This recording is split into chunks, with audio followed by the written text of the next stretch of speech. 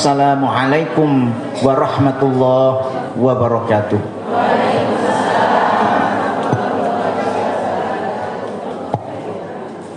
Para jamaah rahimakumullah, alhamdulillah kita panjatkan rasa tasyakur kita kehadirat Allah atas segala nikmat yang telah dilimpahkan kepada kita semua. Allah Subhanahu wa taala masih berkenan memberikan kesadaran, memberikan kekuatan untuk tetap untuk istiqomah di dalam ketaatan kepadanya. Mudah-mudahan semua amal ibadah kita diterima di sisi Allah Subhanahu wa taala.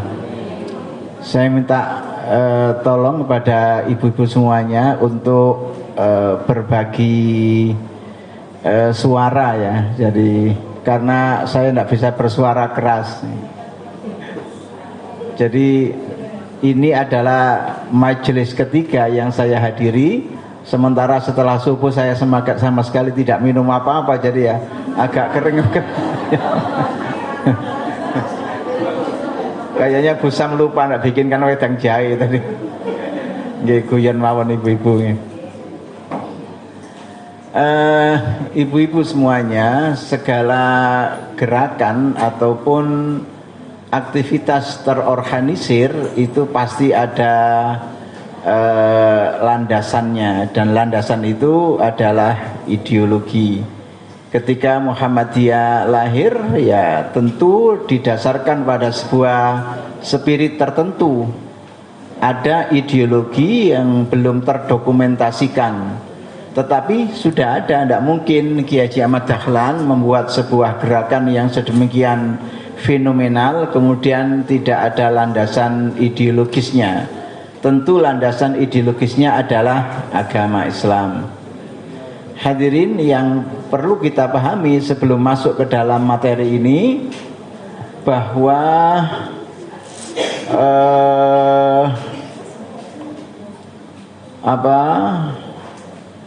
Muhammadiyah adalah organisasi keagamaan yang didirikan oleh tokoh agama.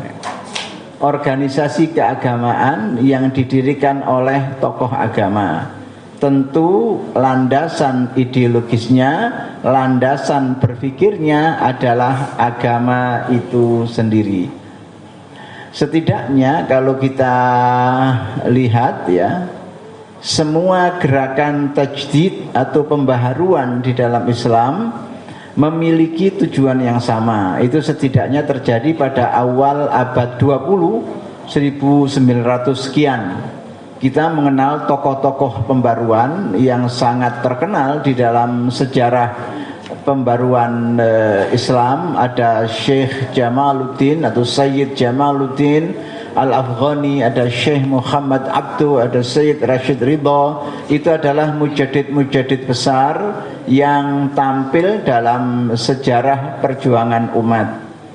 Tujuan dari gerakan pembaharuan itu sebenarnya satu, walaupun caranya berbeda-beda. Tujuannya adalah bagaimana memperbaiki atau merehabilitir kondisi kaum muslimin yang rusak, yang porak-poranda akibat penetrasi bangsa barat. Di Indonesia, gaung pembaruan itu memperoleh sambutan yang luar biasa oleh seorang tokoh yang namanya adalah Kiai Haji Ahmad Dahlan. Nah, Kiai Haji Ahmad Dahlan punya pikiran bahwa antara yang seharusnya dengan yang senyatanya itu terjadi satu kesenjangan atau perbedaan yang luar biasa. Sebenarnya atau yang kita katakan idealitas ya, antara idealitas dan realitas itu ada kesenjangan yang luar biasa. Idealitas itu adalah yang seharusnya, sementara realitas adalah yang senyatanya. Idealnya bahwa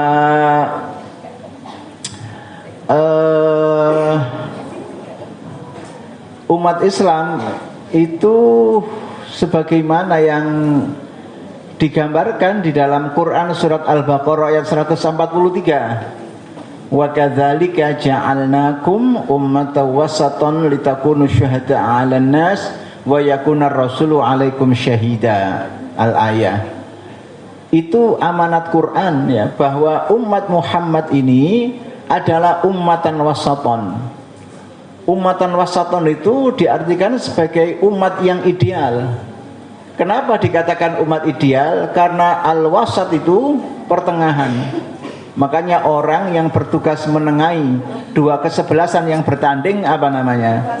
Wasit ya, itu. Jenengan pinter bahasa Arab berarti karena sudah bisa mengatakan wasit ya. Jadi umatan wasaton itu adalah umat pertengahan, moderat. Apa makna moderat? Ideal. Kok bisa begitu? Iya, karena dia berada di dalam atau di antara dua ekstremitas yang harus dihindari dalam segala hal ya. Nah, nanti kita tahu bahwa keseluruhan ajaran Islam itu memang berdiri di atas asas wasatiyah atau asas moderat atau moderasi tadi. Satu sisi kita harus menghindari al-ghuluwu fiddin, berlebih-lebihan dalam agama. Satu sisi juga kita harus menghindari al-ifrat atau meremehkan ajaran agama. Dalam Al-Quran itu diceritakan ada dua golongan yang masing-masing mewakili dari al-ghuluwu fiddin atau at-tafrid, dan juga meremehkan ajaran agama atau al-ifrat. Orang-orang Nasrani itu mewakili al-ghuluwu fiddin. Perintahnya adalah menjalankan ajaran agama yang dibawa oleh Nabi Isa, tapi kebablasan akhirnya menyembah Nabi Isa. Itu namanya al-ghuluwu fiddin, tidak boleh terjadi ya. Sementara orang Yahudi adalah orang yang mengerti kebenaran tapi kemudian melanggarnya secara terang-terangan ya. Menolak kerasulan Nabi akhir zaman Muhammad sallallahu alaihi wasallam. Itu namanya ifrat atau meremehkan ajaran agama. Dan nanti Islam dalam beragama itu diantara dua ekstremitas yang harus dihindari. Di dalam internal umat Islam pada saat itu terjadi dua-duanya. Ada yang al-ghulu fiddin, berlebih-lebihan dalam agama.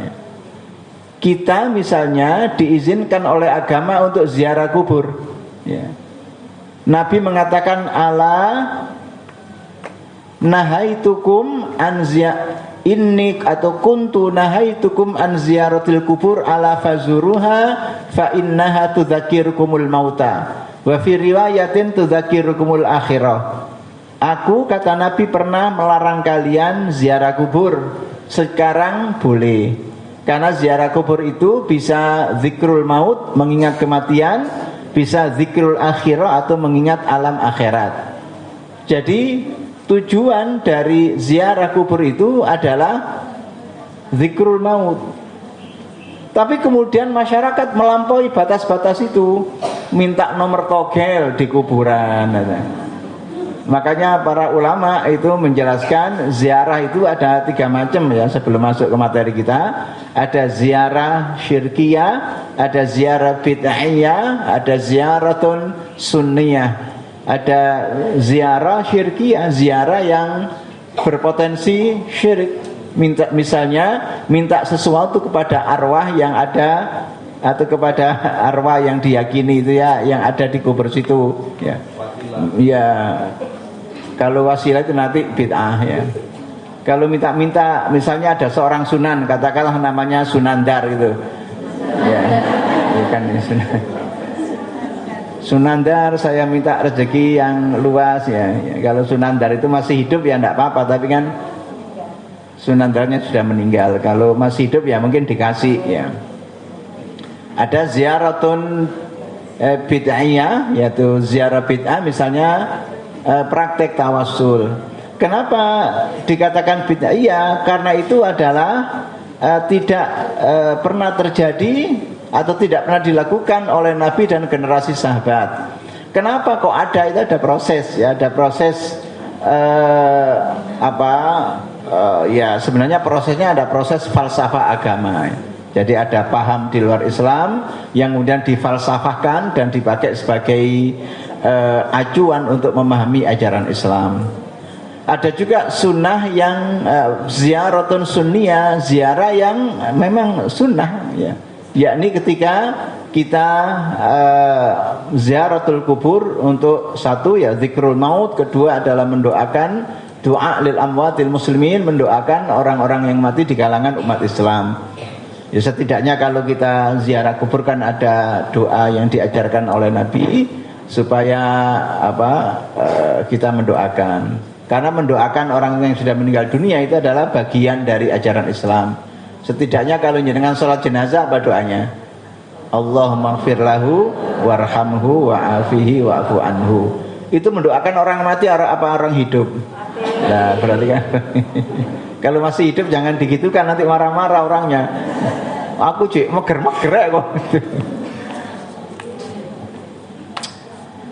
Baik, nah kemudian Kiai Haji Ahmad Dahlan melihat satu fakta, ada ketegangan yang sedemikian hebatnya antara idealitas dengan realitas. Idealnya umat Islam itu adalah umatan wasaton. Umatan wasaton itu umat teladan.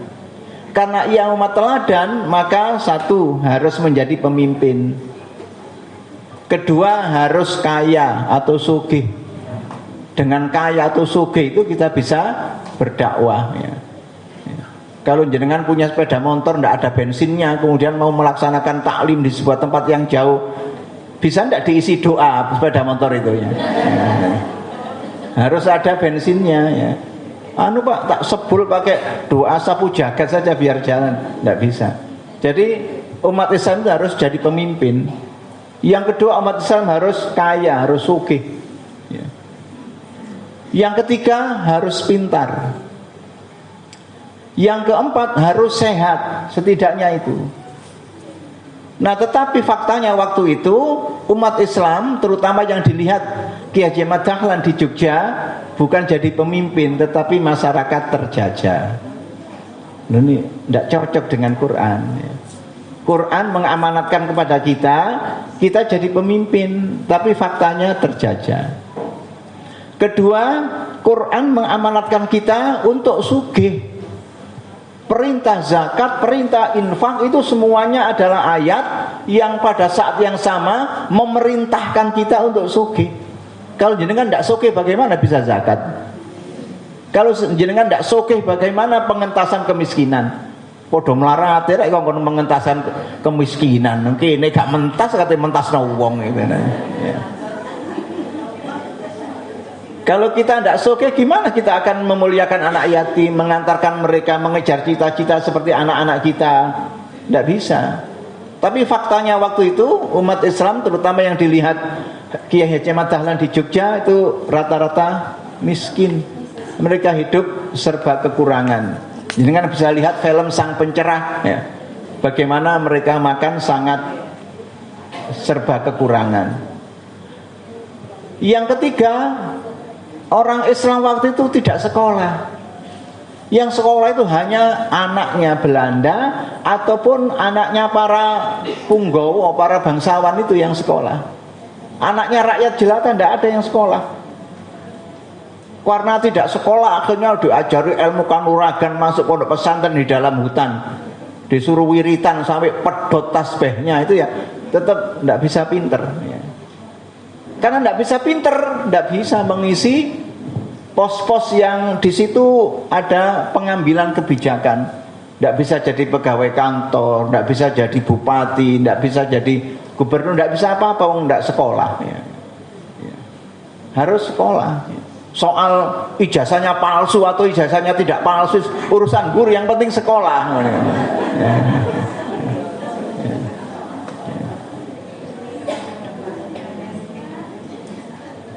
Yang berikutnya umat Islam itu banyak yang sakit, gudiken,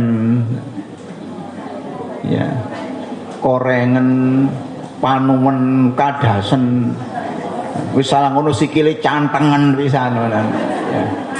Ya. hidupnya tidak higienis. Oh, enggak benar itu. Karena amanat Quran itu ummatan wasatan tuh harus sehat. Tapi faktanya kok seperti itu. Loh, berarti ada something wrong. Ada sesuatu yang salah di dalam memahami agama. Mereka orang-orang yang tulus, mereka orang-orang yang saleh dalam beragama, tapi kok fakta kehidupannya seperti itu. Berarti ada yang salah dalam beragama. Bukan agamanya yang salah, tapi how to interpret it, ya, bagaimana cara memahami agama itu yang salah. Sehingga cara memahami agama harus diperbaiki, harus diperbarui. Itulah yang kemudian disebut sebagai tajdid atau pembaruan. Kalau problemnya penjejahan, kita harus merdeka. Saat merdeka, kita harus punya tokoh yang mengawal dan kemudian mengisi kemerdekaan itu. Itu harus orang-orang yang sekolah. Muhammadiyah menampilkan Ki Bagus Hadikusumo. Kalau melihat namanya Pak Ki Bagus Hadikusumo itu bukan orang biasa, ya.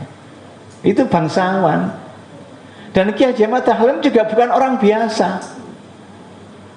Itu ketip keraton, maksudnya acuan agama di lingkungan keraton Kesultanan Ngayogyakarta Hadiningrat.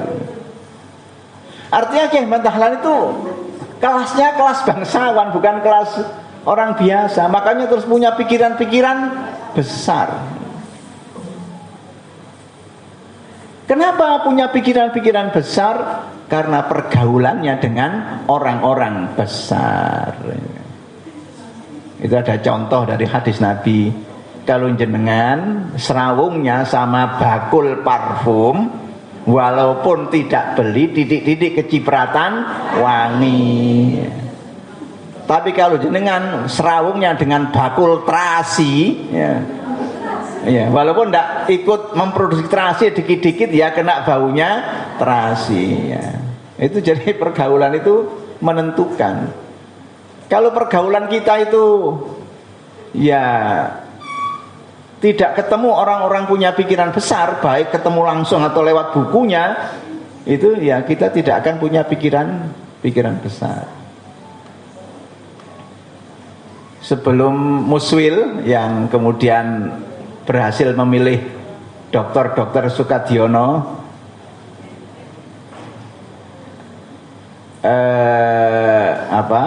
yang sekarang ini, itu dulu ada beberapa orang, ya, ada saya, ada bapak-bapak BWM yang lainnya.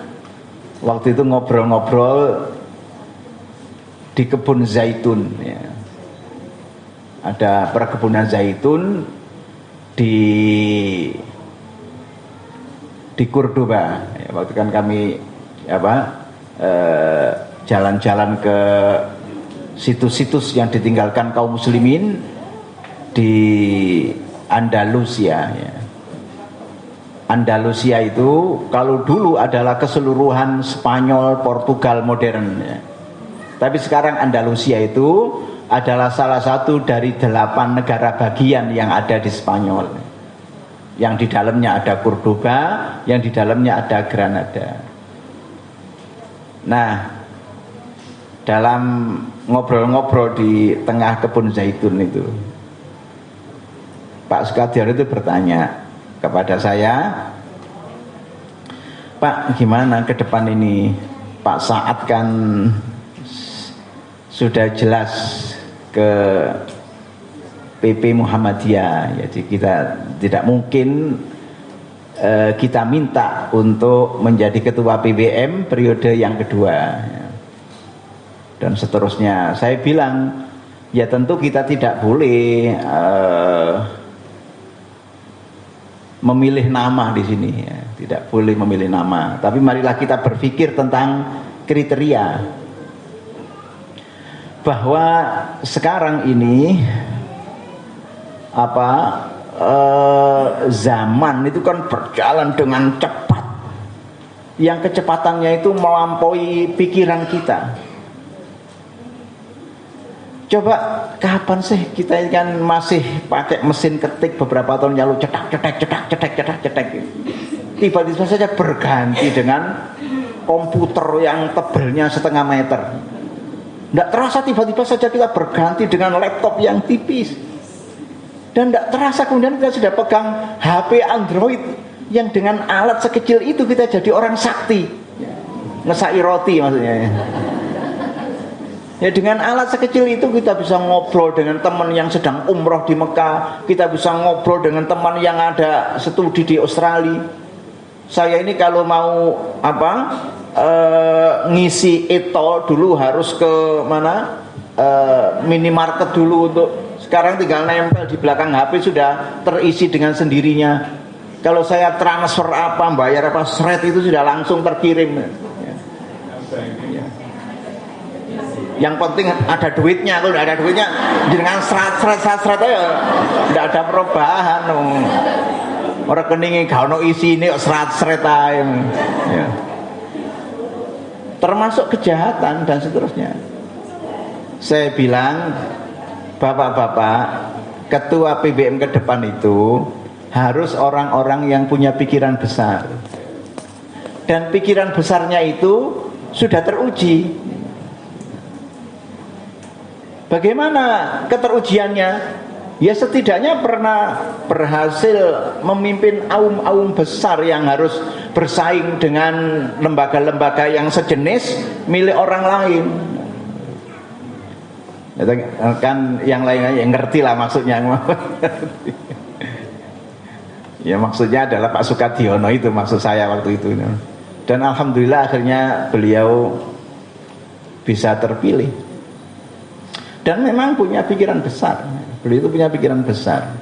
Jadi ketua PBM baru 1 tahun. Ada 2 hal yang menurut saya fenomenal. Pertama, PBM sudah bisa mendirikan pondok pesantren di Malang ya, yang nilainya 67 miliar ya. Yang kedua juga sudah membeli sebuah lahan yang ada di tengah kota Surabaya seluas 1,1 hektar yang akan segera dibangun rumah sakit premium. Ya.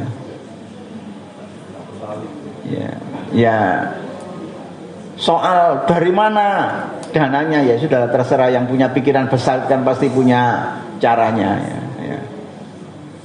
Termasuk harus menyelesaikan pembelian gereja yang di Spanyol itu kan masih tahap negosiasi karena menyangkut legalnya ya.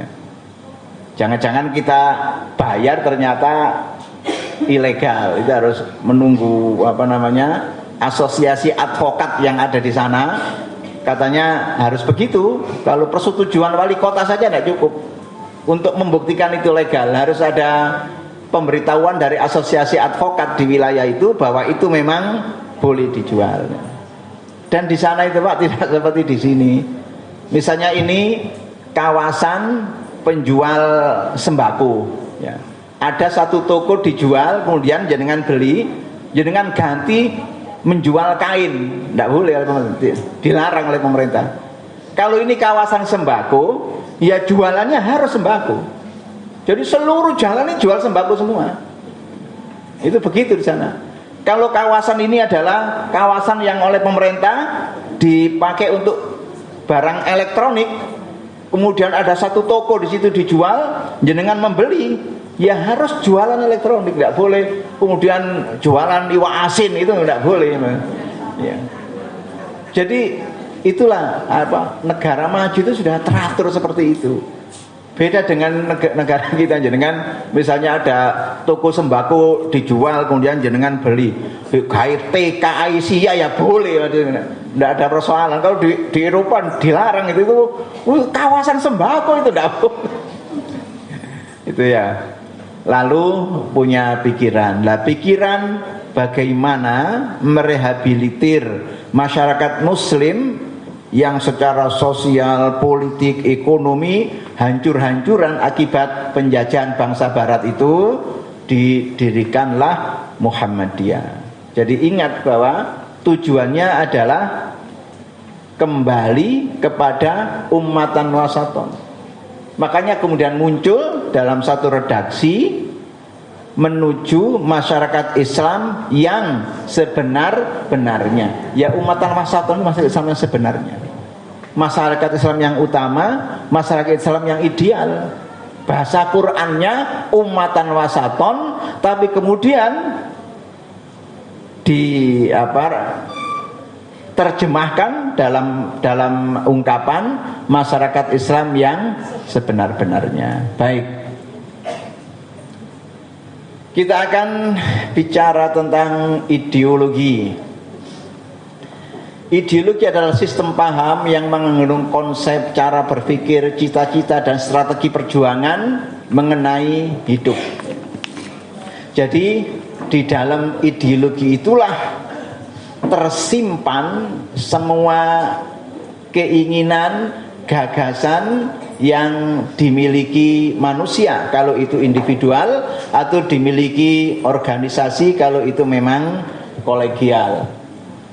Sehingga ideologi Muhammadiyah adalah sistem keyakinan, cita-cita, dan perjuangan Muhammadiyah untuk mengimplementasikan ajaran Islam dalam kehidupan melalui gerakan sosial keagamaan. Seperti tadi sudah kami jelaskan.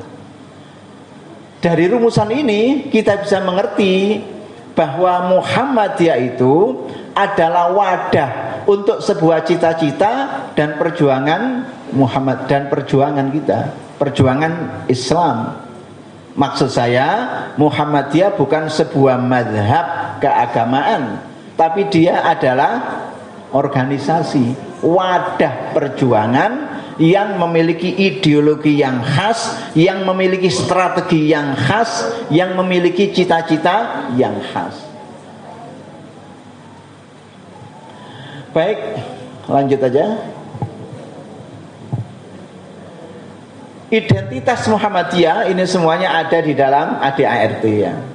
Muhammadiyah adalah gerakan Islam, dakwah al-amr bil ma'ruf wa nahi munkar, dan tajdid bersumber kepada Al-Quran dan As-Sunnah untuk terwujudnya masyarakat Islam yang sebenar-benarnya. Kalau kemudian ditarik mundur, masyarakat Islam yang sebenar-benarnya itu tentu memiliki indikator-indikator, memiliki tanda-tanda. Dikatakan masyarakat itu Islam yang sebenar-benarnya, kalau kita berjalan mundur, adalah mereka yang di dalam hidupnya masuk di dalam sebuah gerakan. Gerakannya adalah gerakan Islam, isinya adalah ad-da'wah al-amr bil ma'ruf wa nahyi anil munkar, yang kemudian pendekatannya tajdid, pendekatan itu ya, sumbernya adalah Al-Quran dan As-Sunnah. Bapak Ibu semuanya, di dalam dokumen-dokumen resmi Muhammadiyah tidak pernah menyinggung atau menyitir istilah madhab, baik madhab kalam, Ahlus Sunnah, Mu'tazilah, Syiah, tidak ada. Ataupun madhab fikih, Malikiyah, Syafi'iyah, Hanafiyah, Hambaliyah, dan atau madhab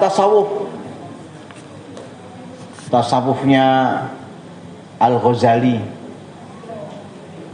tasawufnya ya yang lain-lainnya, atau madhab kalam tadi ada Al-Maturidiyah, ya, Al-Asy'ariyah, tidak ada.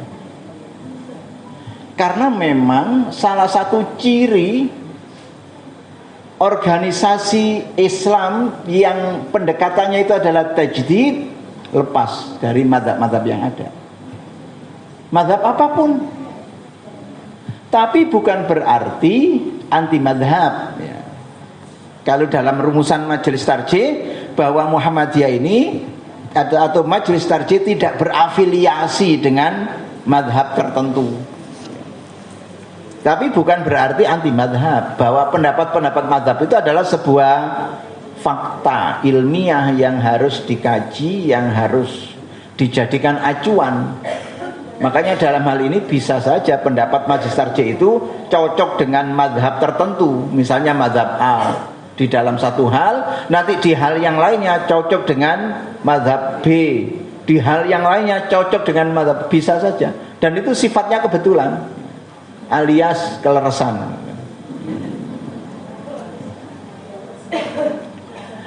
Baik, sebagai gerakan dakwah, Muhammadiyah mengajak umat manusia untuk memeluk agama Islam, dakwah ilal khair, menyuruh pada yang ma'ruf, al-amr bil ma'ruf, menyegah kepada yang mungkar, an-nahyu anil mungkar, kemudian sehingga hidup manusia selamat, bahagia, sejahtera fid dunya wal akhirah.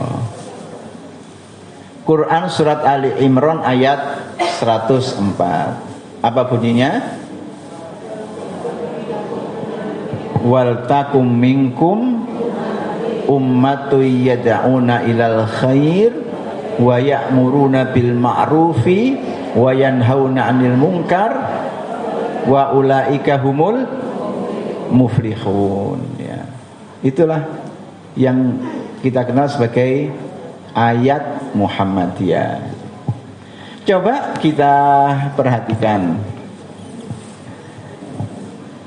Bapak Ibu semuanya, manakah yang lebih sulit? Ya, saya tidak tanya yang lebih mudah. Manakah yang lebih sulit antara al-amr bil ma'ruf wan nahyu 'anil munkar? Mana yang lebih sulit?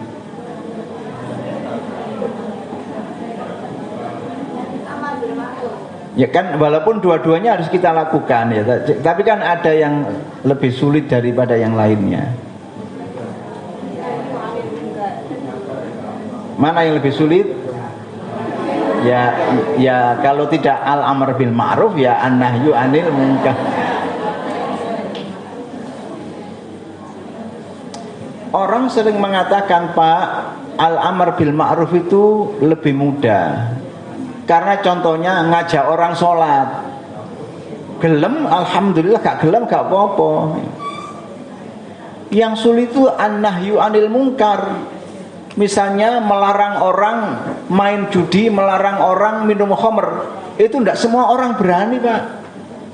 Karena bisa-bisa malah kita kena bahaya kalau orangnya marah-marah, gitu. Itu kalau yang dipakai contoh. Artinya itu contoh-contoh yang sangat kecil, ya.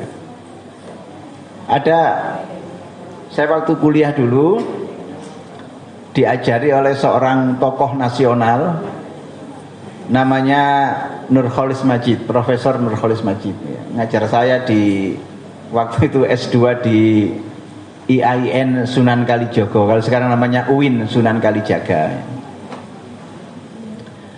Dia tanya di kelas seperti itu, kemudian tidak ada yang jawab, dan dia cerita pada saat tahun 65 itu hampir di seluruh Indonesia alun-alun itu penuh dengan lapak-lapak judi milik orang PKI. Saya kira tidak tanpa terkecuali alun-alun Jombang itu juga, di alun-alun itu penuh dengan lapak-lapak lotre, lapak-lapak judi milik orang PKI. Bapak mertua saya itu cerita, ya ayahnya istri saya, ya, Pak Samrozi itu kan santri Tebu Ireng waktu itu, bersama salah satu kiai Tebu Ireng yang namanya Kiai Kholik kalau tidak salah, ya. Itu memimpin santri untuk mencabut patok-patok yang dipasang orang PKI di sawah di daerah Tebu Ireng sana, karena sawahnya masyarakat itu sudah akan dibagi-bagi kepada golongan PKI. Ya memang luar biasa waktu itu, seandainya PKI menang dengan revolusi G30S itu, sudah habis orang Islam itu. Saya ini cerita ya dari teman saya pemangku pondok pesantren di Gresik ya, daerah Manyar sana, pondok kalau sekarang namanya Pondok Komarudin itu ya, terkenal. Jadi Pak Lurah itu memerintahkan setiap orang menggali jublangan di depan rumahnya. Apa tujuannya Pak Lurah? Wah, ini perintah dari kecamatan mau ada perang, supaya orang itu setiap rumah itu menggali jublangan di depan rumahnya, yang dalamnya 2 meter, yang lebarnya 2 kali 2 meter. Karena perintah dari lurah, semua orang melakukannya. Pak Lurah melakukan seperti itu karena perintah dari camat. Padahal sejatinya itu adalah rencana PKI. Seandainya PKI menang, maka semua orang akan disembelih, hartanya diambil, dan mayatnya dimasukkan kepada jublang yang sudah dibikin itu. Itu rencana jahat PKI. Dan alhamdulillah Allah melindungi kaum muslimin waktu itu. Dan ingat ya, termasuk yang berjasa itu adalah Jenderal Soeharto gitu ya. Itu tidak fakta yang tidak bisa dipungkiri ya. Dan itu kader Muhammadiyah karena sekolah SMP Muhammadiyah. Bung Karno juga kader Muhammadiyah. Waktu rapat Muktamar Aceh, waktu ada Menteri Keuangan sudah meninggal namanya Mar'i Muhammad ya. Pak Harto mengatakan, saya ini kader Muhammadiyah karena dulu lulus di SMP Muhammadiyah.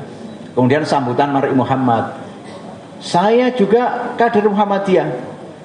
Cerita ibu saya lahir di BKIA Muhammadiyah. Jadi kader Muhammadiyah juga. Ada di Jalan Mas Mansur, kan orang Surabaya itu. Mar'i Muhammad orang Surabaya, lahir di BKIA Muhammadiyah Jalan Mas Mansur, sampai sekarang masih ada rumah sakitnya. Cuma tidak bisa berkembang karena ya sudah penuh. Hanya sekarang kita sudah nego mau membeli hotel tua yang sudah tidak berfungsi di belakang rumah sakit. Sudah nego, insya Allah dibeli juga ya. Ya lumayan sih, ada sekitar 2000 meter persegi gitu ya. Dan itu kawasan yang sangat-sangat padat, kawasan dekat Masjid Ampel Surabaya. Jadi kan kalau nyekar ke Sunan Ngampel bisa mampir sana ya.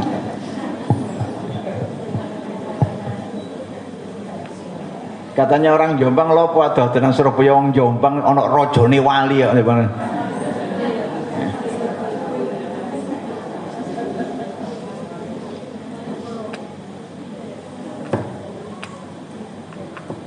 Baik, kita lanjutkan, yaitu guyon aja ya.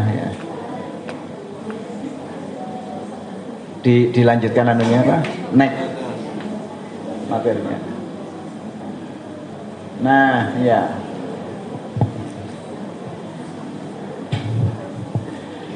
Bidang garapan Muhammadiyah. Muhammadiyah bekerja untuk terlaksananya ajaran-ajaran Islam yang meliputi 3 bidang. Sebagaimana bidang dalam agama Islam, akidah, syariah, dan akhlak. Dalam akidah, Muhammadiyah bekerja untuk tegaknya akidah Islam yang murni, bersih dari gejala-gejala kemusyrikan. Bukan gejala-gejala sebenarnya, faktor-faktor ya. Bid'ah, khurafat tanpa mengabaikan prinsip toleransi menurut ajaran Islam. Jadi Bapak Ibu, Islam yang datang ke Indonesia itu bukanlah Islam yang pernah dipraktekkan masyarakat pada zaman Nabi, pada zaman sahabat, pada zaman tabi'in. Tapi Islam masuk ke Indonesia itu pada abad 13 Masehi.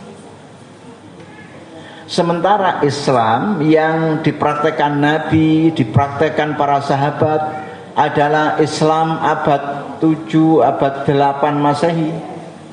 Karena Nabi lahir tahun berapa Masehinya? 571 Masehi, akhir abad 6.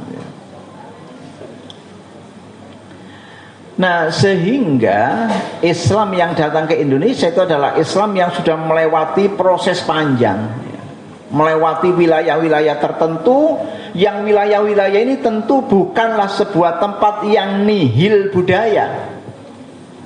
Ketika Islam datang ke situ, terjadilah sebuah proses yang namanya sosiologi agama. Apa sosiologi agama itu? saling mempengaruhi antara masyarakat dengan agama atau agama dengan masyarakat. Itulah sebabnya kita melihat Islam itu memiliki ragam yang sedemikian banyaknya, ya tergantung apa sih kearifan sosial yang ada di situ.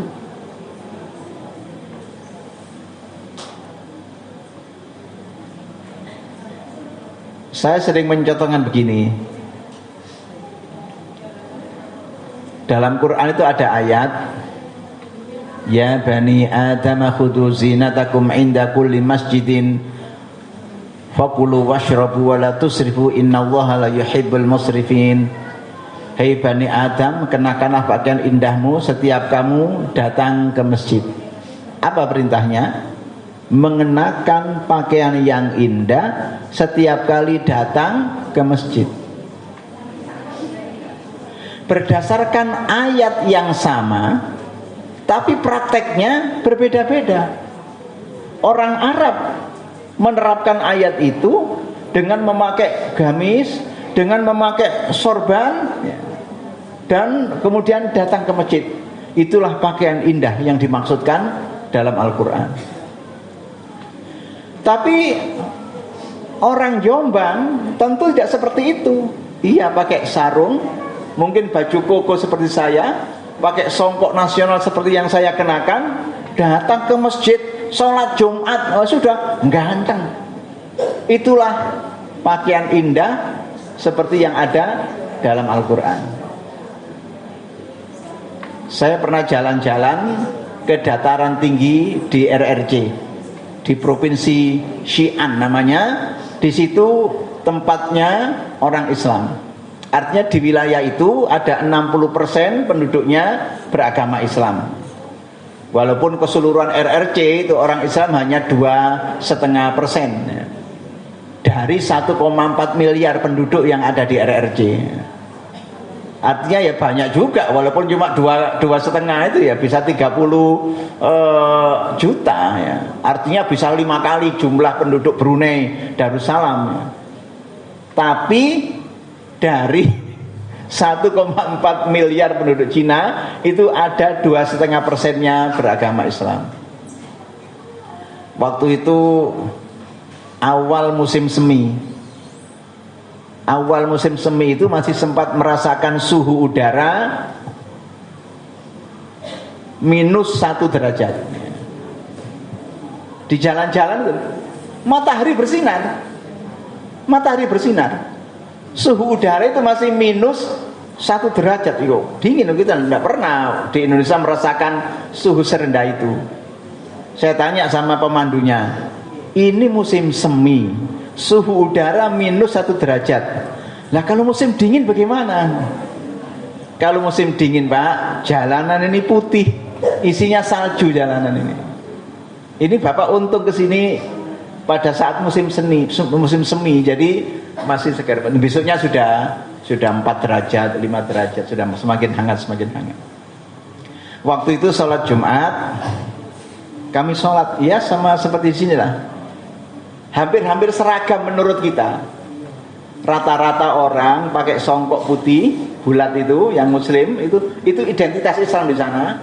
Kemudian pakai mantel tebal yang menjulur sampai bawah lutut, warna gelap. Ya ada yang hitam, ada yang coklat, rata-rata ada yang merah, rata-rata pakai pakaian seperti itu.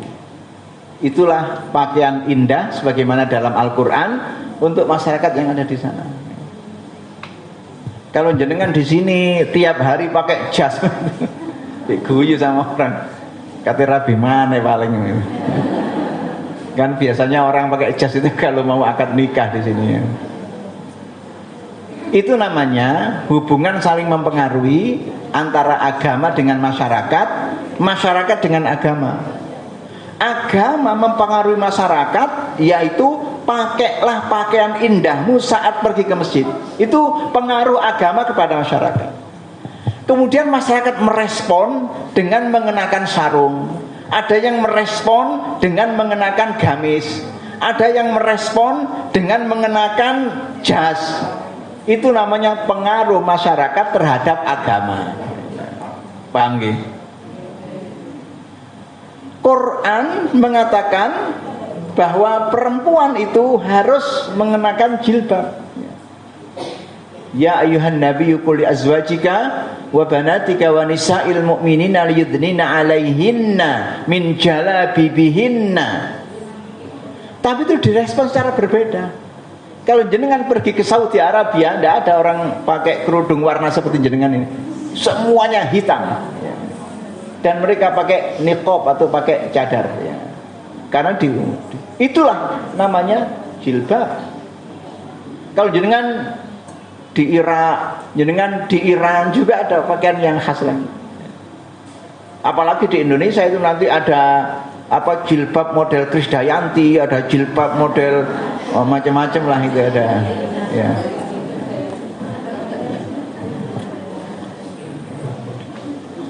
Nah itu namanya sosiologi agama. Kembali ke sini, ya,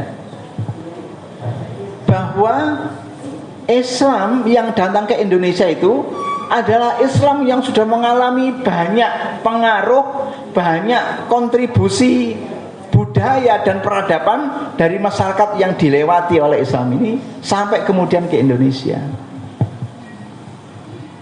Makanya Islam tradisional di Indonesia itu sangat-sangat mirip dengan Islam yang tradisional ada di Asia Selatan, India, Irak, Iran, ya, terutama Iran, Pakistan, Afghanistan itu sama. Di mana pusaran kegiatan keagamaan itu kuburan, sehingga mereka disebut sarkup, sarjana kuburan. Nah inilah yang kemudian menyebabkan ada paham-paham tadi masuk ke dalam Islam. Itu namanya bid'ah khurafat. Coba ya, saya itu baru tahu ya, maksudnya baru tahu setelah belajar macam-macam, baca buku macam-macam itu, kenapa sih kita ini takut kuburan? Kenapa kita takut kuburan? Itu karena ajaran turun-temurun. Saya punya cerita yang menarik itu ya. Waktu saya kecil, antara rumah saya dengan tempat belajar agama, tempat mondok itu kira-kira 1 kilo. Antara desa saya dengan tempat mondok itu dipisahkan oleh sawah yang kanan kirinya itu ada alang-alang yang tinggi. Orang menyebut tuang, ya, tuangan ya. Nah di jalan itu kemudian ada satu jalan masuk ke sini, itu menuju kuburan. Katanya teman-teman waktu saya masih kecil, oh itu markas gendruwo, itu markas. Sehingga kalau saya malam pulang dari pondok itu sepedaan ontel itu, kalau sudah dekat situ saya bablaskan, war itu, karena itu ada jalan menuju kuburannya. Suatu saat saya pulang kemalaman, sampai jam 11:30 baru pulang. Itu kira-kira SMA kelas 1 sudah, atau SMP kelas 3 atau SMA kelas 1 ya. Begitu dekat jalan yang menuju kuburan, walang-alang tinggi, saya banterkan sepeda saya, dilalah rantainya coplok. Waduh, rantai ini coplok. Sepeda itu saya tonton sambil lari saya, wur. Sampai orang di sana, apa rantainya coplok. Itu sama sekali tidak ada Quran, tidak ada hadis mengatakan bahwa kalau orang mati arwahnya gentayangan, itu tidak ada. Cuma kita takut kalau lewat kuburan malam-malam itu bukti kita terpengaruh oleh budaya lokal yang masuk ke dalam agama. Buktinya kalau jenengan merasa takut ya langsung baca ayat kursi sak mejanya.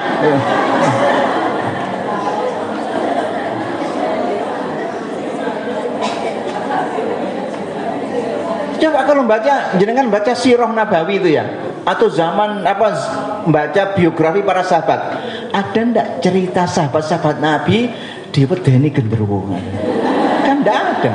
Ya karena mereka ndak mengenal itu. Diwedeni Dan itu wayang yang berangkat dari kultur Hindu sangat kuat. Saya baru tahu itu ada wayang itu, lakonnya adalah Babat Wonokerto itu ya, ketika Pandowo itu diusir oleh Kurawa dan kemudian buka lahan baru di tengah hutan. Wah, itu lembutnya modal. Itu di wayang diceritakan, lembutnya itu modal. Wadah wewe gombel keluar, wadah dalbo keluar, wadah gendruwo keluar, wadah gondomayit keluar, wadah banaspati keluar, ada kemamang keluar, ya macam-macam namanya namanya lelembut itu wayang ternyata. Dan masyarakat karena waktu itu ya satu-satunya media hiburan itu adalah wayang, masuklah ajaran-ajaran wayang itu ke dalam pikiran masyarakat, sehingga orang takut hantu pocong, takut hantu ini. Itu bersumber dari tadi khurafat namanya. Itulah khurafat yang tidak pernah diceritakan dalam Quran, tidak pernah diceritakan dalam hadis bahwa arwahnya orang mati itu kemudian gentayangan jadi hantu, itu tidak ada. Artinya tidak ada alasan bagi kita untuk takut kuburan, tidak ada alasan. Aisyah radhiyallahu taala anha pernah kehilangan nabinya. Maksudnya malam-malam tidur bersama Nabi, geraya-geraya kok tidak ada gitu loh. Fakidat an-nabiyya, ia kehilangan Nabi, loh, kok tidak ada. Akhirnya dia mencari, buka pintu, ternyata kelihatan Nabi berjalan ke arah kuburan Baqi', yang ya kalau sekarang sih sangat dekat dengan Masjid Nabawi. Kemudian Aisyah ikut di belakangnya. Nabi menghadap kuburan Baqi', mengangkat tangannya tinggi-tinggi sambil berdoa, Allahumma ighfir li ahlil baqi'il gharqat. Ya Allah, ampunilah orang-orang yang dikubur di pekuburan Baqi' al-Gharqat ini. Aisyah tidak takut, maksud saya itu, walaupun itu malam-malam di kuburan juga tidak takut. Jenengan saja yang malam-malam takut kuburan, karena sudah terlanjur jadi orang Jawa lah aja ya. Demikianlah bid'ah. Bid'ah itu ya dari bata yabda'u. Kalau dalam bahasa modern sih, bid'ah itu adalah innovation, inovasi, membuat sesuatu yang kemarin-kemarinnya tidak ada. Makanya Allah itu ahli bid'ah ya. Karena Allah itu adalah badi'us samawati wal ard, pencipta langit dan bumi yang sebelumnya tidak pernah ada contoh. Nah, dalam agama itu tidak boleh. Man amila amalan laisa ali amruna fahuwa raddun. Barang siapa yang melakukan satu amal yang di situ tidak ada perintah saya, itu tidak boleh. Baik. Tetapi Muhammadiyah itu tetap tidak mengabaikan prinsip-prinsip toleransi. Apa maksudnya? Kita dengan segala macam paham agama yang kita miliki tidak dalam kapasitas menghakimi kelompok lain yang berbeda dengan kita. Kita menyampaikan tapi tidak menghakimi. Artinya boleh dibantah, boleh didebat, dan kita membuka diri untuk hal-hal yang seperti itu ya. Mungkin sedikit lagi dilanjutkan.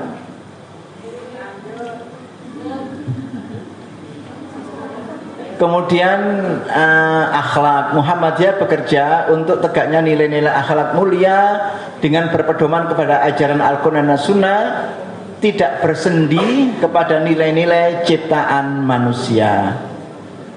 Bapak Ibu, jenengan nanti bisa membaca 10 kepribadian Muhammadiyah. Itu adalah akhlak Muhammadiyah.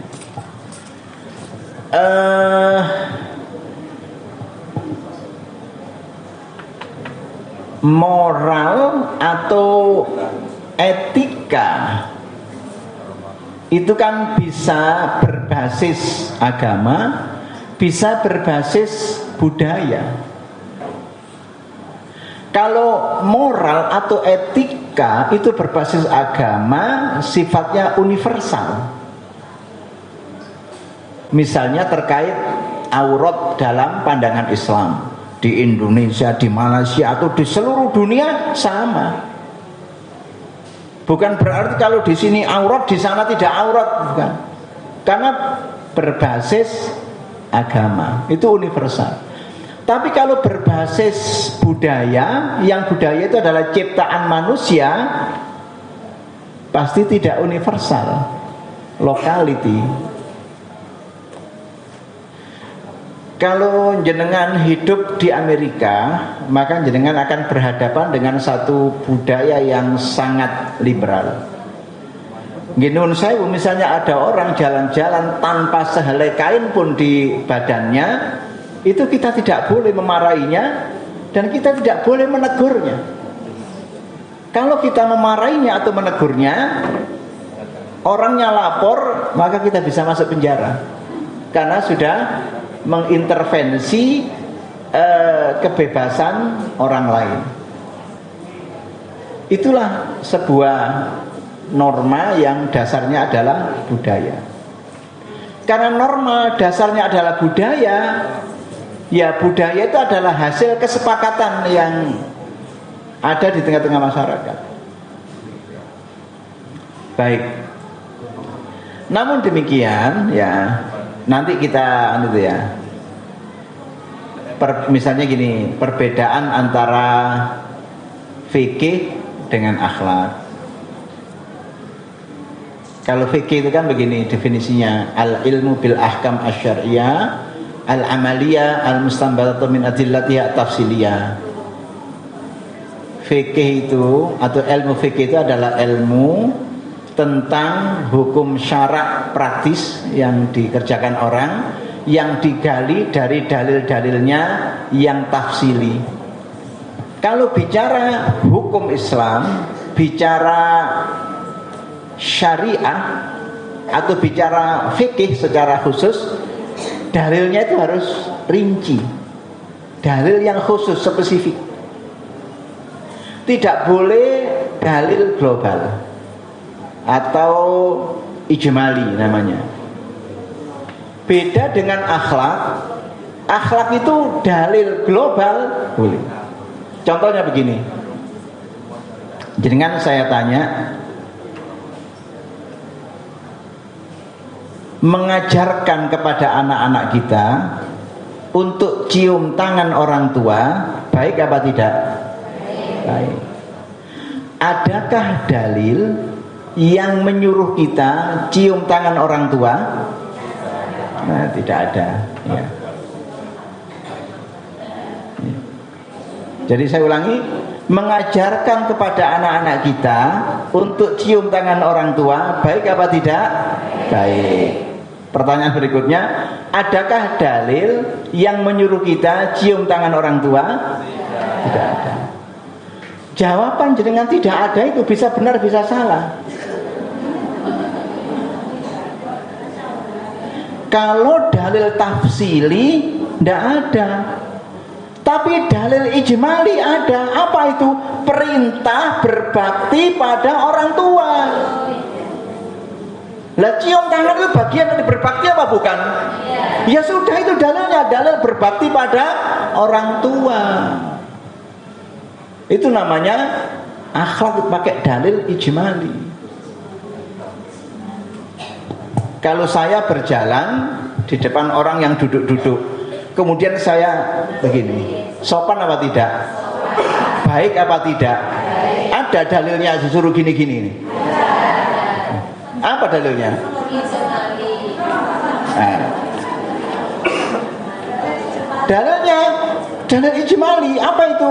Hadis Nabi, wa khaliqin nasa bi khuluqin hasanin. Berakhlaklah kepada setiap orang dengan akhlak yang indah. Ini indah apa tidak? Ya sudah, itu dalilnya. Gak ono dalile, nyene gak tau ngaji awakmu kok ngomong gak ono dalile.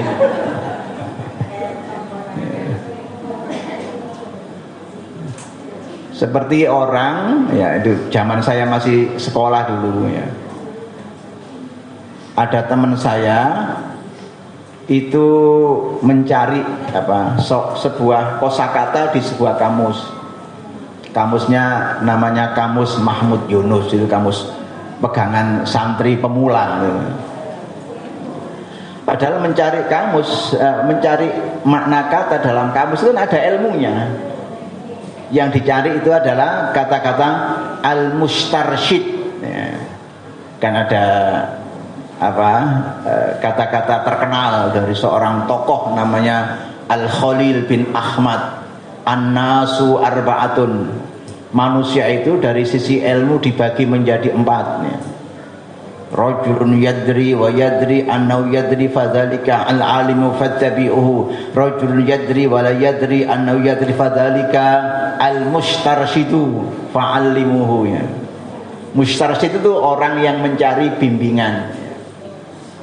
Dicari di kamus dari huruf mim karena mustarsyid. Gak ketemu, dibolak-balik sampai lama gak ketemu. Akhirnya kamusnya dibanting, kamus gak lengkap. Emosi. Saya tanya, ada apa mas? Kamus kok dibanting? Saya nyari, gak ketemu, gak lengkap kamus. Yang dicari apa? Mustarsyid. Caranya nyari dari huruf mim, ya jelas gak ketemu. Dari huruf apa? Bukan dari akar katanya, rosyada. Nah, saya kasih tahu caranya. Kamu cari dari rosyada, wong itu akarnya rosyada kok kan istif'al, itu cari fa'alanya. Ketemu, oh ya tiba-tiba ono tiba-tiba. Ya tadi itu loh, jarene gak ono, barang tahu ilmu tiba-tiba ono dalile gitu.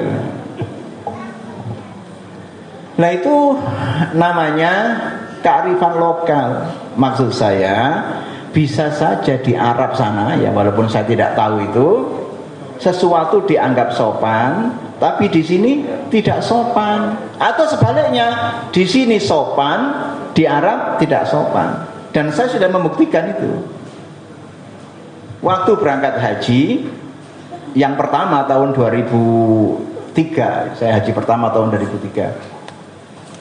Katanya teman-teman, Pak, di sana itu jangan tepuk-tepuk punggung orang Arab, marah, tersinggung. Kalau ulek-ulek kepalanya, tidak apa-apa, itu persahabatan. Kalau lus-lus jenggot orang, itu sanjungan. Ya. Lus-lus jenggot orang itu sanjungan. Saya nawar taksi, supirnya brewok, jenggotnya panjang ya. Wah, mahal taksinya, tawar menawar alot. Saya ingat katanya kalau dilus-lus jenggotnya itu sanjungan. Saya mau nyoba gini Anda. Antara berani dan tidak berani itu ya. Bisa. Bismillah, saya lus-lus jenggotnya nih. Orangnya ndangak gini saya jauh. Ya halo itu boleh. Gara-gara lus-lus jenggot itu loh, akhirnya boleh gitu. Ya. Batin saya, ini kalau di Indonesia lus-lus jenggotnya orang bisa bermasalah ini. Tapi subhanallah, lus-lus jenggotnya orang di Arab sana itu bagian dari sanjungan kepada orang. Tapi kalau jenengan ketemu tepuk punggungnya gini, wow, marah luar biasa. Ya. Orang itu marah, tersinggung. Padahal di sini kan biasa saja sih. Kalau saya ditepuk-tepuk punggungnya, ya tak tepuk-tepuk juga kan gini. Artinya podo-podo persahabatannya gitu ya. Nah ini bukti bahwa dalam hal akhlak itu tidak bisa dipakai dalil yang spesifik, tapi pakai dalil yang global atau ijmal tadi ya. Sehingga ya bisa saja seperti jalan agak sedikit membungkukkan badan di tempat lain dianggap tabu, tapi di tempat kita ya itu bagian dari kesopanan. Termasuk cara makan ya. Itu kalau dengan mengikuti cara makannya orang Arab wis gak anu blas ya, mungkin menurut kita gak sopan blas ya, termasuk keluarga-keluarga Arabi yang ada di Indonesia. Saya pernah datang ya ke tempatnya teman di Tegal, Jawa Tengah. Itu keluarga Alkaf. Sudah dipersilakan makan gini ya sama ayahnya Habib, orang Habib. Ada gulai, ada macam-macam gitu. Nasinya itu di tengah ditaruh semacam nampan kecil, jadi ngunduk begini, agak pundel gitu nasinya ya. Ayo silakan. Ini saya nih silakan kok. Ndak ada entongnya, bagaimana? Ndak ada sendoknya, gitu. Yang ada ya memang di kuah-kuah itu ada. Ya saya wait and see aja saya. Tapi kemudian dia yang tuan rumah itu yang memulai, langsung pakai tangannya tuh tawok gitu. Elak, ngono carane ya tiru ae kan. Berarti saya, wah ini model Arab Badui betul ini model. Baik Bapak Ibu, ya saya kira untuk sementara sampai di situ dulu beberapa hal yang perlu kami sampaikan. Yang tentu saja kita bisa simpulkan bahwa ad-da'wah ilal khair, mengajak manusia kepada kebaikan itu melewati 3 jalur tadi. Ada jalur akidah, ada jalur syariah, dan ada jalur akhlak. Tetapi semuanya harus tetap berdasarkan prinsip-prinsip yang ada di dalam ajaran Islam. Setidaknya di dalam ayat ud'u ila sabili rabbika bil hikmati wal mau'izatil hasanati wajadilhum billati hiya ahsan ya. Baik, saya kira cukup dulu. Mohon maaf apabila ada kelebihan ataupun kekurangan, salah kata ataupun kekhilafan. Nasrun minallahi wa fathun qarib basyiril mu'minin. Wassalamualaikum warahmatullahi wabarakatuh.